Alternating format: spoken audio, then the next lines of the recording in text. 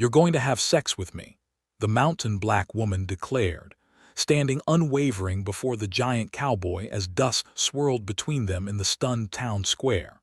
The gathered crowd snickered at her boldness, this uppity healer who dared speak above her station. They whispered she'd lost her mind, that rejection would finally teach her proper place. Her assumed fate, humiliation and exile from decent society. But the towering drifter didn't laugh. His weathered face studied her with unexpected curiosity, recognizing something the others missed, desperation masquerading as defiance. He'd been hired to restore order, yet this woman's eyes held secrets that could unravel everything. Unknown to all, 30 days remained before she'd lose everything her father died protecting, and one man's answer would determine whether justice or corruption claimed the richest land in 3 territories. Would he become her salvation or her destruction? 3 weeks earlier, Bianca Thorne knelt beside her herb garden as the morning sun painted the mountain peaks gold. The scent of wild sage filled the air. She crushed lavender between her fingers, preparing remedies that kept her alive in a world determined to forget her existence. The letter had arrived yesterday. 30 days to marry or lose everything. Her father's voice echoed in her memory, teaching her to read the complex legal documents that white men assumed she couldn't understand. Property law, inheritance rights, the weapons of paper and ink that could destroy lives faster than any bullet. 1,200 acres of mineral-rich land. Silver deposits her father had discovered but kept secret. Enough wealth to buy respect, or at least silence the whispers that followed her through Dustwater Creek's dusty streets. She folded the territorial court notice and placed it in her leather satchel. The walk to town stretched before her like a gauntlet. Every step would be measured, every glance catalogued by eyes that saw her as entertainment rather than human. The first whispers started at Miller's General Store. Women gathered around barrels of flour and sugar, their voices carrying just loud enough for her to hear. 30 days to find a husband. What man would want that? Should have known her place years ago. Bianca selected her supplies with steady hands. Salt, coffee beans, bandages for the healing work that kept coins in her pocket. The shopkeeper's wife counted her money twice, as if expecting trickery from fingers that had pulled countless people back from death's edge. Mayor Cornelius Whitmore emerged from the barber shop as she loaded her horse. His smile never reached his eyes. He approached with the measured steps of a man accustomed to getting his way. "Miss Thorne, heard about your unfortunate situation." She secured the rope around her supplies. "Nothing unfortunate about inheriting what belongs to me. Course not. Just seems a shame, all that land going to waste without proper management." His fingers drummed against his vest. "Town's got plans for development, progress, you understand." Bianca mounted her horse. "My father's will was quite specific about his intentions. Wills can be complicated things, especially when circumstances change." Whitmore's voice carried the weight of unspoken threats. "Good day, Miss Thorne." The ride back up the mountain gave her time to think. 3 potential suitors had already withdrawn their interest. Marcus Webb, the blacksmith, had suddenly decided to move his business to the next county. James Crawford, the widowed rancher, claimed urgent family matters required his immediate attention elsewhere. Even old Theodore Mullins, desperate enough for any wife at 72, had mysteriously changed his mind overnight. Someone was orchestrating her isolation. Someone with enough influence to make grown men disappear rather than face social consequences. Someone who wanted her father's land badly enough to ensure she failed. Back in her cabin, Bianca spread maps across her kitchen table, property boundaries marked in her father's careful handwriting, survey notes detailing mineral deposits that could fund a small army, legal documents establishing ownership beyond any reasonable challenge. Unless she remained unmarried. The inheritance law was clear. Unmarried women over 21 could inherit property, but only if wed within 30 days of receiving territorial notification. An old law designed to ensure land stayed in male hands. a trap her father had tried to circumvent through careful legal maneuvering. She studied the faces in her memory, every eligible man in 3 counties, every possible candidate who might brave social pressure for monetary gain. The list grew shorter with each name she crossed off. Thunder rumbled across the valley as storm clouds gathered over the peaks. Bianca closed her eyes and summoned her father's voice once more. He taught her to think strategically, to see solutions others missed. The law required marriage, not love. Business arrangements existed in every corner of frontier life. She needed someone with enough reputation to resist local pressure and enough independence to honor a contract. The next morning brought news that changed everything. A rider had arrived in Dustwater Creek, a man with a reputation for solving impossible problems, someone hired by Mayor Whitmore himself to restore order to situations that had grown beyond local control. Zeke Beckett. She'd heard the name whispered in saloons and trading posts across the territory. A man who settled disputes through negotiation rather than violence. Someone who stood outside the local power structure that sought to crush her. Irony tasted bitter on her tongue. The mayor had brought in his solution to her problem. Now she would turn that solution to her advantage. Bianca checked her reflection in the cracked mirror above her wash basin.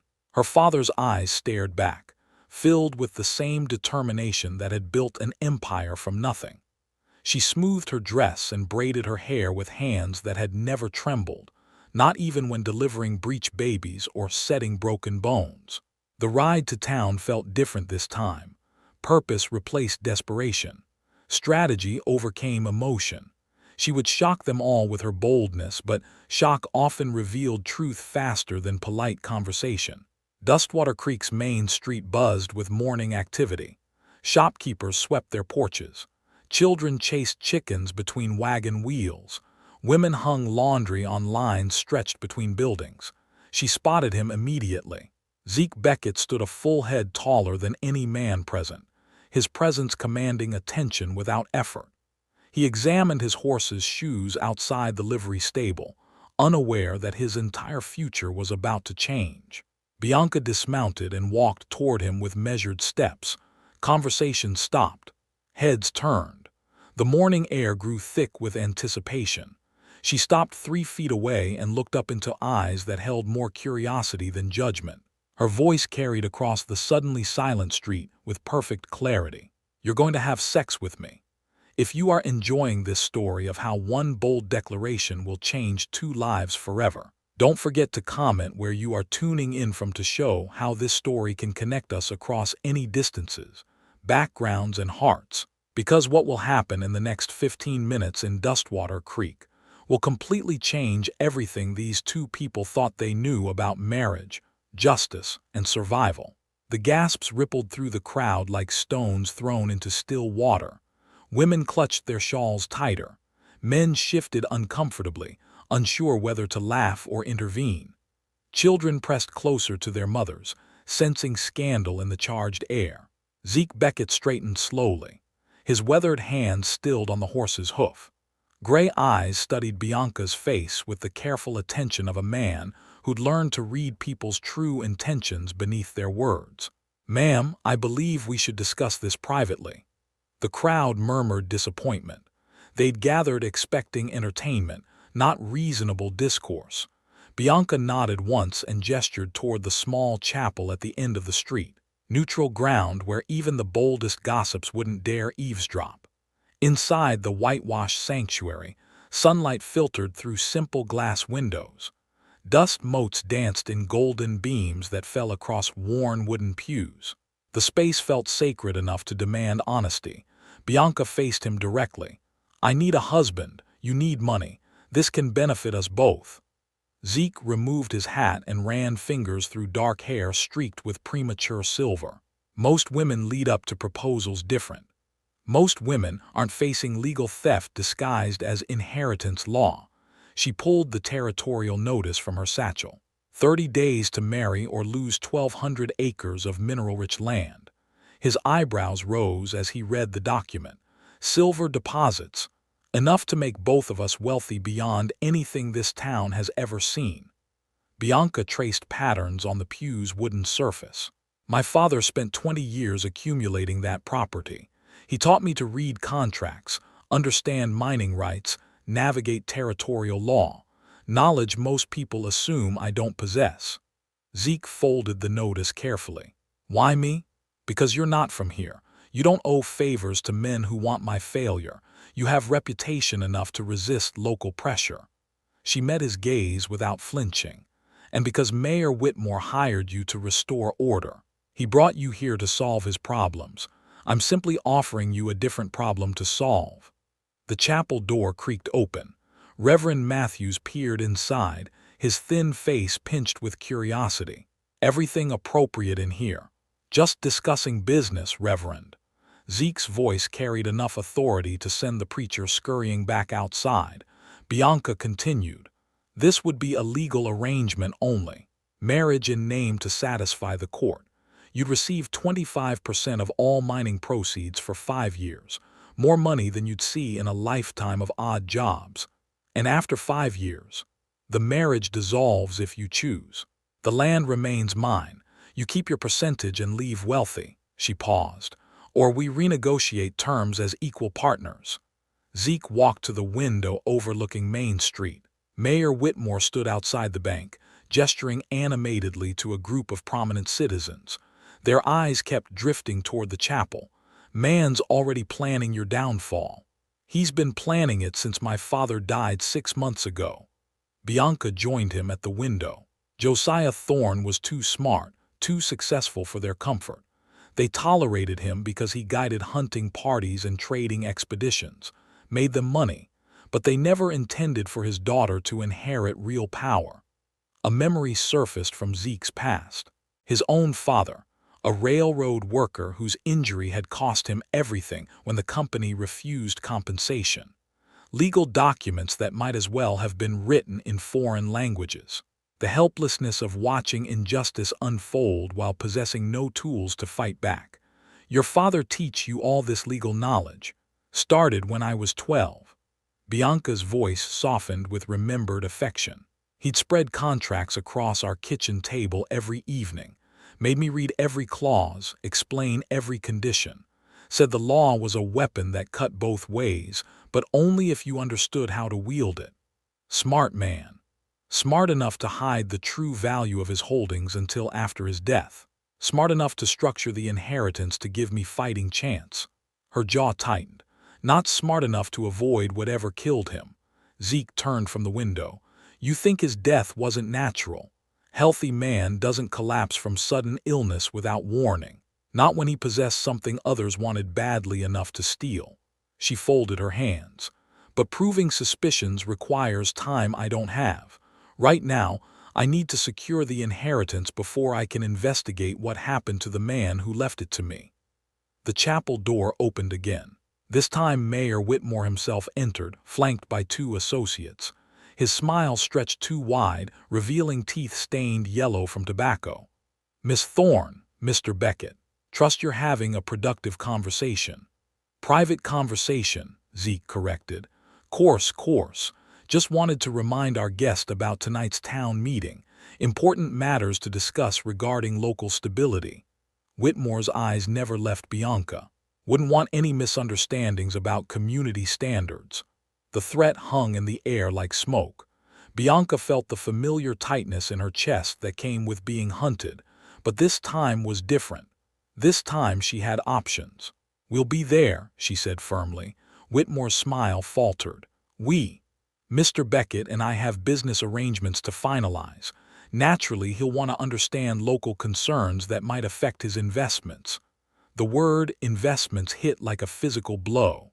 Whitmore's face flushed red above his collar. He'd expected her to face this battle alone, defenseless against coordinated opposition. The possibility that she might find allies hadn't entered his calculations. Good day, gentlemen. Zeke's dismissal carried finality that brooked no argument. After they left, silence settled over the chapel. Zeke studied Bianca with new respect. She just declared war against the most powerful man in 3 counties without raising her voice or making empty threats. You realize what you just did? I made our partnership public before you agreed to it. She smiled for the first time since entering the chapel. Sometimes presumption is the best negotiation strategy. Presumption assumes I'm saying yes. Are you? Zeke looked through the window at the town beyond. People he'd been hired to serve, unaware their leader was orchestrating theft under color of law. A woman facing impossible odds with nothing but intelligence and determination as weapons. His father's voice echoed across the years. Some fights are worth taking, son, even when you can't see clear path to winning. Yes, but we do this right. Legal ceremony, proper witnesses, documentation that can't be challenged in any court. He extended his hand. Partners. Bianca shook it firmly. Partners. Outside, storm clouds continued gathering over the mountain peaks. But for the first time in months, Bianca Thorne felt lightning crackling in her favor rather than against her. The real battle was just beginning. The town meeting that evening crackled with tension thick as summer lightning. Oil lamps cast dancing shadows across faces twisted by curiosity and malice. Mayor Whitmore commanded the front of Miller's General Store, transformed into a makeshift courthouse for the occasion. Bianca entered with Zeke beside her. Conversations died mid-sentence. Children were quickly ushered outside despite their protests. Women gathered in tight clusters, whispering behind gloved hands. Friends, neighbors. Whitmore's voice boomed across the crowded space. We face challenges to our community values, situations that threaten the natural order we've worked so hard to establish. Eyes turned toward Bianca like compass needles finding magnetic north. She stood perfectly still, hands folded, expression serene. Years of enduring public scrutiny had taught her the power of dignified silence. Now, I understand Miss Thorne here has made certain proposals to our visiting mediator. Whitmore's smile could have cut glass. Proposals that some might find concerning given their unconventional nature. A voice from the back called out. What kind of proposals? The kind that proper ladies don't make to respectable men. Nervous laughter rippled through the crowd. The kind that suggests desperation has overcome good sense. Zeke stepped forward. Mayor Whitmore, perhaps you'd prefer discussing business matters privately rather than entertaining gossip. This is community business, Mr. Beckett. When outsiders attempt to manipulate local situations for personal gain, we all suffer consequences. The accusation hung in the air like gun smoke. Bianca felt the familiar weight of judgment pressing down from all sides. But something had changed since this morning. She no longer faced this alone. A commotion near the door interrupted Whitmore's speech. Martha Sullivan stumbled inside, clutching her 8-year-old son Tommy against her chest. The boy's face burned with fever, his small body shaking with chills that rattled his teeth. Please. Martha's voice broke with desperation. Doctor's out of town. Tommy's burning up. I don't know what else to do. The crowd parted reluctantly. Fever was always dangerous, especially in children. Too many families had lost little ones to illnesses that struck without warning. Bianca moved without hesitation. She knelt beside Martha, placing gentle hands on Tommy's forehead. His skin felt like heated metal beneath her palms. How long has he been like this? Started this morning. Got worse through the day. Martha's tears left streaks through dust on her cheeks. Please, Miss Thorne, I know folks say things about your healing, but you're the only one who might help. Whispers buzzed through the assembled crowd. Some called her healing witchcraft. Others dismissed it as lucky guesses combined with folk remedies. But desperate mothers cared little for gossip when their children suffered. Bianca examined Tommy with practiced efficiency. Checked his pulse, listened to his breathing, felt for swollen glands. The symptoms painted a clear picture. Scarlet fever in its early stages. Dangerous but treatable if caught quickly. Martha, I need you to trust me completely. No questions, no hesitation. Can you do that? The woman nodded frantically. Bianca turned to address the crowd. I need clean water, honey, willow bark, and elderberry extract. Someone fetch them immediately. Now wait just a minute. Whitmore's voice cut through the activity. We can't have unqualified persons practicing medicine on children. Too much risk of making things worse. The risk is waiting for qualified help that won't arrive in time. Bianca's response carried quiet authority born from years of successful healing. This boy needs treatment now. Several townspeople hesitated, caught between Whitmore's implied command and a mother's desperate plea. The internal conflict played across their faces like shadow and light. Zeke broke the stalemate. I'll get the supplies. His action galvanized others. Women began moving toward their homes to gather requested materials. Men stepped aside to clear paths. Even those who disapproved found themselves swept along by collective urgency. Within minutes, Bianca had everything she needed. She worked with steady hands, preparing remedies her father had taught her years ago. Knowledge passed down through generations of healers who understood plants and bodies in ways that formal medicine often missed. This will taste terrible, but you need to drink all of it. She held a cup to Tommy's lips. The boy grimaced but swallowed obediently. Next came a poultice for his chest. Herbs combined with honey created a paste that would draw out infection. Bianca applied it with gentle circular motions while humming softly under her breath. The crowd watched in fascination. Her movements possessed the fluid grace of someone completely confident in their abilities. No hesitation, no uncertainty, just skilled hands guided by extensive knowledge. Within 30 minutes, Tommy's breathing began to ease. His fever broke, releasing the dangerous heat that had threatened his young life. Color returned to cheeks that had been pale as winter snow. Martha sobbed with relief. Thank you so much. The transformation in the room was palpable. People who had entered viewing Bianca as a problem now saw her as someone who had just saved a child's life. The same hands they dismissed as unsuitable for land ownership had just accomplished what their absent doctor might have failed to achieve. Whitmore's face darkened as he recognized the shift in public opinion. His carefully orchestrated campaign to isolate Bianca was crumbling before his eyes. Very impressive, he said through gritted teeth. But healing tricks don't qualify someone for property ownership responsibilities. They qualify her for respect. Zeke's voice carried across the silent room, which is more than some folks here have earned. The challenge was unmistakable. Zeke Beckett, hired gun brought in to solve Whitmore's problems, had publicly chosen sides. The balance of power in Dustwater Creek had just shifted dramatically. Mr. Beckett, perhaps you've forgotten why you're here. I remember exactly why I'm here, to restore proper order. Zeke's gray eyes never wavered. Sometimes that means protecting good people from those who'd harm them. Bianca rose gracefully, her work finished. Tommy Sullivan sat up under his own power, fever broken, breathing clear, living proof of abilities that transcended social prejudices. Miss Thorne and I will be married tomorrow morning, Zeke announced. Anyone who wishes to attend a proper Christian ceremony is welcome. The words hit like thunder in the stunned silence. What had begun as an evening of public humiliation had become a declaration of alliance that would reshape everything. Whitmore's carefully laid plans lay in ruins around him, but his expression promised this was far from over. Dawn broke gray and cold over Dustwater Creek as Bianca prepared for her wedding day. She stood before the cracked mirror in her cabin, braiding wildflowers into her dark hair. The same hands that had saved Tommy Sullivan's life now trembled slightly as they fastened her mother's pearl earrings. This wasn't the wedding she dreamed of as a girl.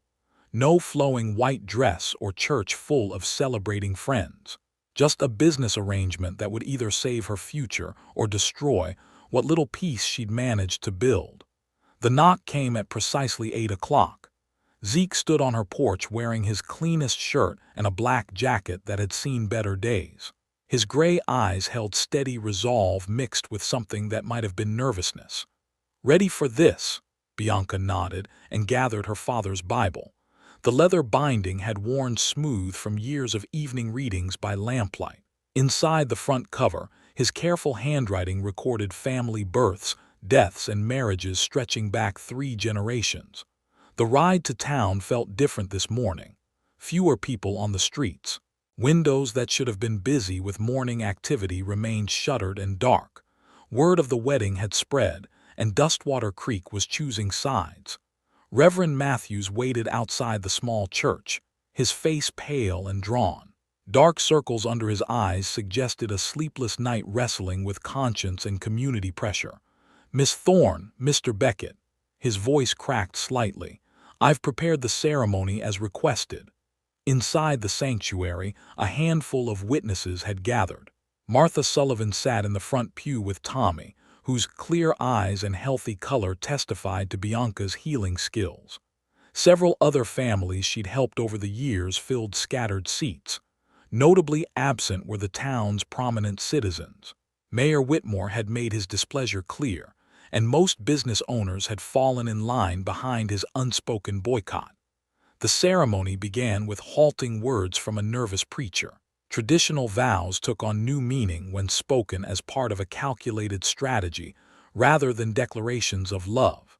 Yet something in the ancient words touched both bride and groom unexpectedly. When Reverend Matthews pronounced them husband and wife, a strange silence settled over the small gathering. They had just witnessed something unprecedented in their community's history, a marriage that defied every social convention while remaining perfectly legal.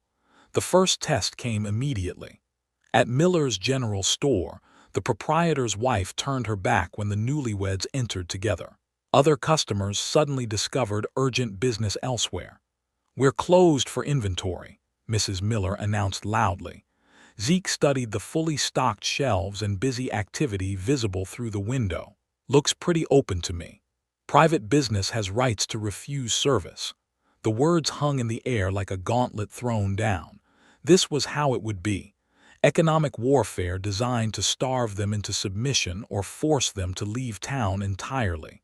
But Martha Sullivan appeared in the doorway with a basket of fresh bread and preserves. "Congratulations on your marriage. Tommy wanted you to have this." Other families began emerging from their homes. People Bianca had helped during medical emergencies. Farmers whose livestock she'd treated. Children whose fevers she'd broken when the doctor was unavailable. They brought gifts. Simple offerings that meant more than gold. Fresh eggs. Hand-sewn quilts. Jarred vegetables. A community within a community, united by gratitude rather than prejudice. The newlyweds rode up to Bianca's mountain cabin as afternoon shadows lengthened across the valley. Zeke had agreed to sleep in the barn until they could add a proper room to the modest structure. Maintaining appearances mattered, even in a marriage of convenience. That evening, they sat at the kitchen table examining property maps by lamplight. The documents revealed the true scope of Josiah Thorne's accumulated wealth. Mineral rights stretched across 3 counties, water rights that controlled access to major streams, timber holdings that could supply railroad construction for decades. Your father was building an empire. He was building security for his daughter in a world that didn't want her to have any. Bianca traced boundary lines with her finger. Every acre purchased legally, every contract negotiated fairly, everything documented beyond challenge. Zeke studied the mining survey reports. These silver deposits are substantial. We're talking about generational wealth, which explains why certain people want me to fail. She pulled out a folder of correspondence. 3 different mining companies have made inquiries about the land in the past 6 months. All refused when they learned who owned it. But they deal with the town if the property reverted to municipal control. Exactly. Mayor Whitmore stands to profit significantly from my failure. A sound outside made them both freeze. Hoofbeats approaching fast in the darkness. Zeke moved to the window while Bianca extinguished the lamp. 6 riders surrounded the cabin. Their faces remained hidden in shadow, but their intentions seemed clear. Intimidation through show of force. "Bianca Thorne," a voice called out. "Time to discuss your future arrangements." She recognized the speaker, Jake Morrison, Whitmore's unofficial enforcer, a man who solved problems through violence when legal methods proved insufficient.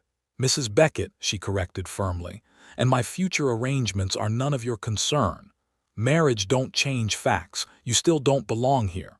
Zeke appeared in the doorway, rifle held casually but ready. 6 men riding armed onto private property after dark. That's trespassing at minimum, conspiracy at worst. The riders shifted nervously. They'd expected to find a frightened woman alone. Instead, they faced a seasoned gunfighter with legal authority and witnesses nearby who could testify about their actions. "This ain't over," Morrison growled. "No, it's not." Zeke's voice carried quiet menace. "But next time you want conversation, try calling during daylight hours like civilized people." The riders melted back into darkness, but their message was clear. Legal marriage had secured the inheritance, but holding onto it would require constant vigilance. Back inside, Bianca relit the lamp with steady hands. "Thank you for standing with me. We're partners now. Partners protect each other." Something had shifted between them during the confrontation. The marriage might have started as business arrangement, but facing danger together had created bonds that transcended mere contracts. Over the following days, the pattern became clear. Economic pressure during daylight hours, intimidation after dark, a coordinated campaign designed to make their lives unbearable. But something unexpected began happening. Other marginalized families started reaching out. Mexican ranchers who faced similar discrimination, Native American traders excluded from normal commerce, poor white farmers dismissed by the established power structure. An alliance was forming. People who had nothing in common except shared experience of being pushed aside by those who controlled the town's resources. Bianca's cabin became an unofficial meeting place. Her kitchen table hosted discussions about mutual protection and economic cooperation. Plans took shape for alternative trading arrangements that bypassed hostile businesses. She watched Zeke during these gatherings, saw how he listened carefully to every voice, regardless of the speaker's background or social status. His reputation for fair dealing had preceded him, and now that reputation was working in their favor. Late one evening, as the last visitors departed, she found herself studying her husband's profile in the lamplight. The strong jaw that suggested determination, the careful eyes that missed nothing important, the gentle hands that could wield weapons but chose words instead. "Regrets?" she asked quietly. He considered the question seriously. "About the marriage? No. About the complications it's brought? Also no." He met her gaze directly. "You? None worth mentioning." Outside, wind whispered through pine branches like secrets being shared. Inside, 2 people who had married for practical reasons discovered that respect could grow into something deeper given time and shared purpose. The real battle for Dustwater Creek's future was just beginning. 2 weeks into their marriage, the trap finally sprung. Bianca was tending her herb garden when she spotted the dust cloud rising from the valley road. A formal carriage approached, flanked by armed riders wearing territorial badges. Judge Aldrich Cromwell had arrived 3 days early. Zeke emerged from the barn where he'd been repairing harnesses. His weathered face tightened as he recognized the significance of the approaching entourage. Judges didn't travel with armed escorts unless they expected trouble. They're moving faster than anticipated. Bianca wiped soil from her hands and gathered her legal documents. "Then we adjust our timeline accordingly." The carriage stopped in front of Whitmore's house rather than the courthouse. Strategy meetings would happen in private before any public proceedings began. Time was running short to complete their investigation. That evening, Rosa Hernandez knocked softly at their cabin door. The elderly Mexican woman had lost her husband to a suspicious accident 2 years prior. Her weathered hands shook as she spoke. "My Eduardo, he saw things before he died. Men coming to Senor Thorne's cabin at night, always the same man, always carrying small bottles." Bianca exchanged glances with Zeke. This was the testimony they'd been seeking, direct witness to suspicious activity around her father's death. "Rosa, would you be willing to tell this to a judge?" The old woman's eyes filled with fear. They killed my Eduardo when he asked too many questions. What makes you think they won't kill me? Because this time you won't be alone. Zeke's voice carried quiet authority. And because staying silent hasn't kept you safe so far. Over the next day, more witnesses emerged from the shadows. People who had noticed strange coincidences but lacked the courage to speak individually. A pattern emerged of systematic poisoning disguised as natural illness. Dr. Blackwood had been feeding mercury compound to Josiah Thorne under the pretense of treating digestive ailments. Small doses over months, causing gradual mental deterioration that would make him appear incompetent to manage his affairs. The plan had been elegant in its simplicity. Drive Thorne insane, have him declared unfit, seize the property through legal guardianship. Bianca's inheritance had disrupted the timeline, forcing them to let him die and pursue alternative strategies. But now Judge Cromwell was conducting private hearings, and their window for justice was closing rapidly. The summons arrived at dawn. Official territorial court documents demanding their immediate appearance to answer charges of marriage fraud. The hearing would take place in 2 hours, barely enough time to gather witnesses and evidence. Bianca dressed carefully in her finest clothes. Her father's words echoed in her memory about the importance of appearance in legal proceedings. Dignity and preparation were weapons that cut deeper than any blade. The courthouse overflowed with spectators. Word had spread throughout 3 counties about the marriage challenge. Faces pressed against windows. People stood on chairs to see over the crowd. This was entertainment and justice rolled into one explosive package. Judge Cromwell commanded attention through sheer presence. A massive man with piercing blue eyes and a voice that could silence thunder. His reputation for fairness was matched only by his intolerance for lies and manipulation. We're here to examine the legitimacy of a marriage between Bianca Thorne and Ezekiel Beckett. Serious allegations have been made regarding the motivations and circumstances surrounding this union. Mayor Whitmore rose from his seat. Your Honor, the town has concerns about fraudulent arrangements designed to circumvent inheritance law. And what evidence supports these concerns? Witness testimony regarding the unconventional nature of the proposal, the rushed ceremony, the clear financial motivations involved. Cromwell turned his attention to the defendants. Mrs. Beckett, how do you respond to these allegations? Bianca stood with perfect composure. Your Honor, I respond by presenting evidence of murder, fraud, and conspiracy that reaches to the highest levels of this community's leadership. A collective gasp rippled through the courtroom. This wasn't the defensive response anyone had expected. Instead of justifying her marriage, she was launching a counterattack. That's a serious accusation, Mrs. Beckett. Supported by serious evidence, Your Honor. She gestured to Rosa Hernandez and 3 other witnesses. These people will testify to a systematic poisoning campaign designed to steal my inheritance through manufactured incompetence. Whitmore jumped to his feet. This is preposterous. Desperate attempts to deflect attention from obvious fraud. Then you won't mind if we examine the evidence thoroughly. Judge Cromwell's tone suggested he was enjoying this unexpected development. Rosa Hernandez testified first. Her voice trembled, but her words were clear. She described Eduardo's reports about mysterious nighttime visits to Josiah Thorne's cabin. Always the same man carrying medical supplies, always leaving before dawn. Dr. Blackwood shifted nervously in his seat as the testimony continued. Other witnesses corroborated the pattern. A campaign of slow poisoning disguised as medical treatment. Bianca presented her father's preserved hair samples along with chemical analysis reports she'd commissioned from the territorial capital. Mercury levels far exceeding any therapeutic dosage. Clear evidence of systematic poisoning. Your Honor, she continued, the marriage fraud allegations are themselves fraudulent, a desperate attempt to discredit testimony that exposes murder for profit. Judge Cromwell studied the chemical reports with obvious interest. Dr. Blackwood, you're accused of administering toxic doses of mercury to Josiah Thorne. How do you respond? The doctor's face had gone pale as parchment.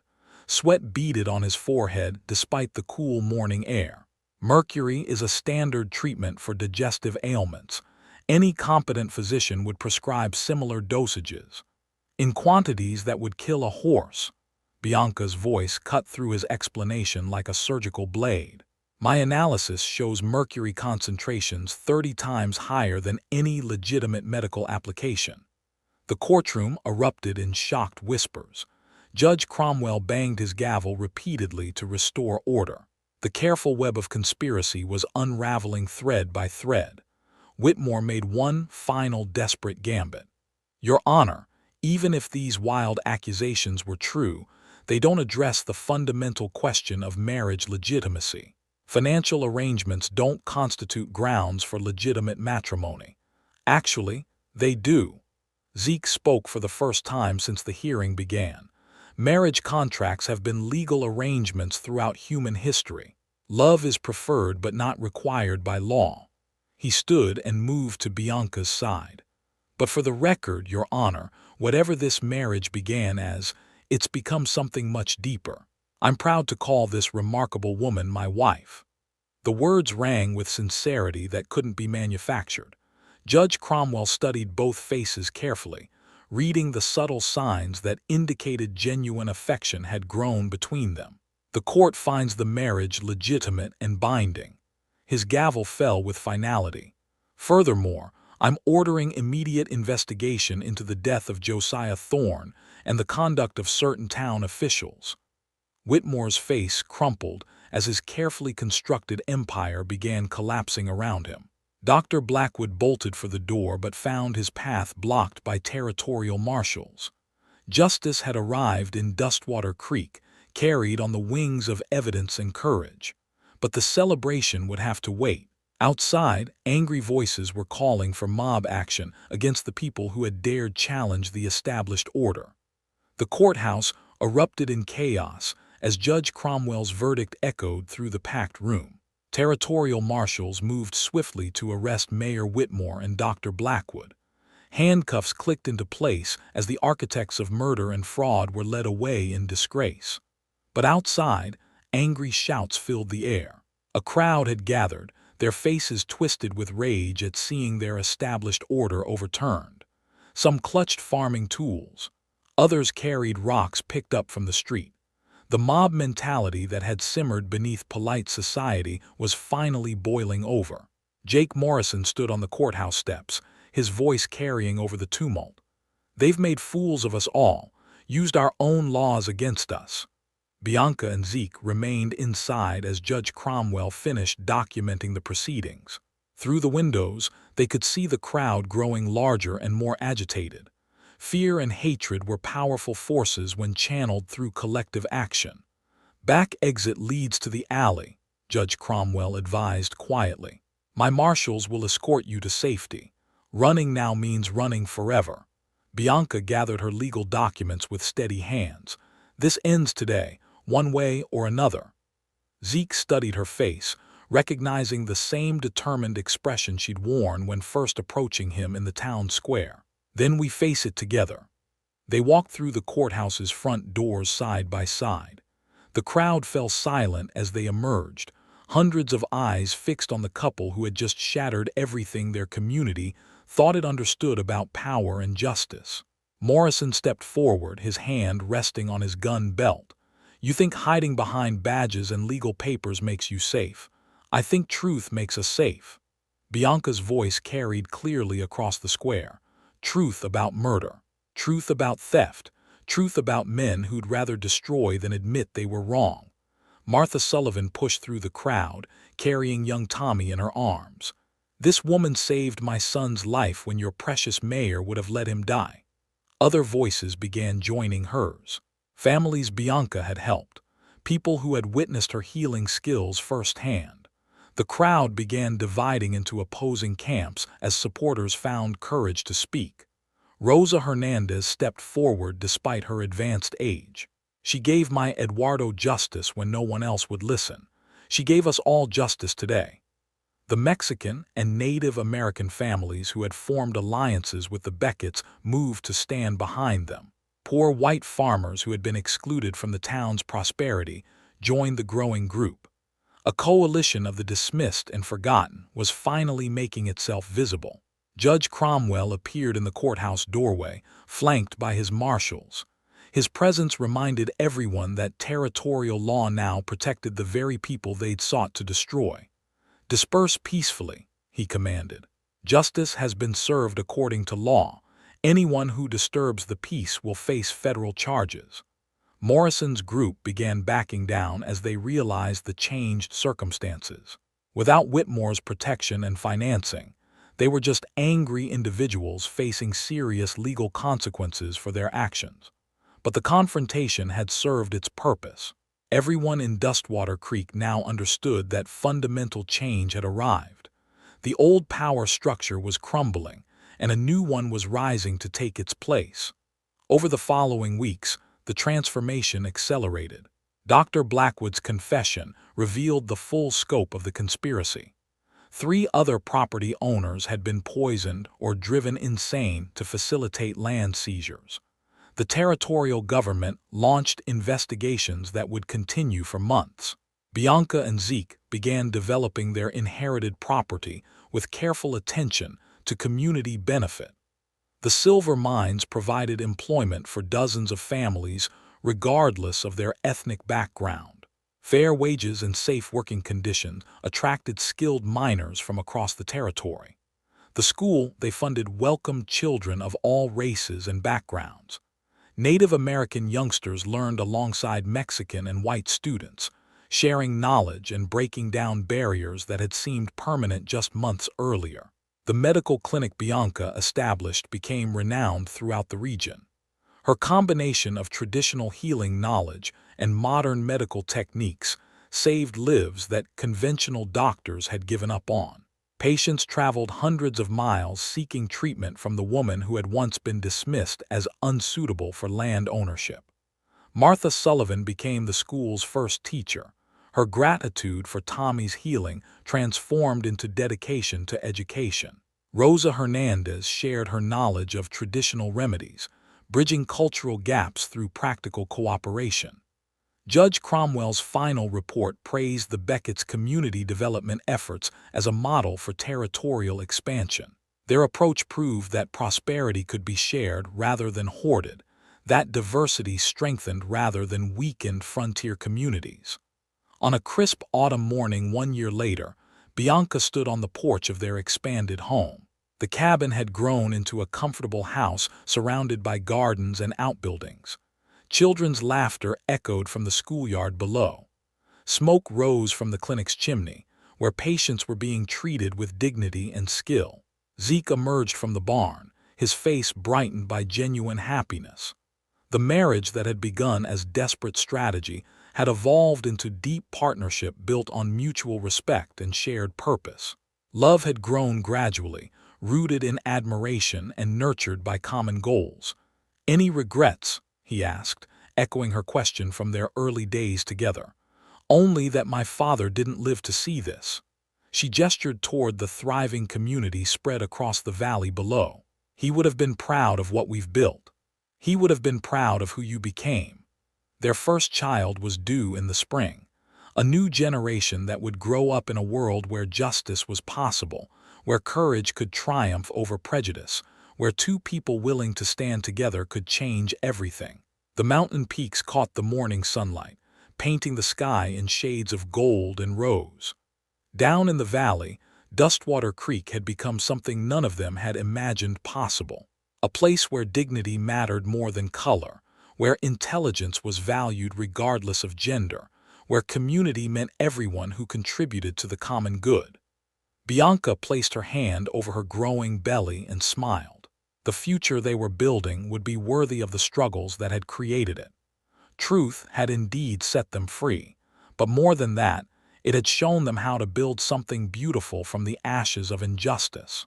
The story that had begun with a shocking proposition in a dusty town square had become something much larger. A testament to the power of strategic thinking, moral courage, and the revolutionary idea that love could grow anywhere justice took root.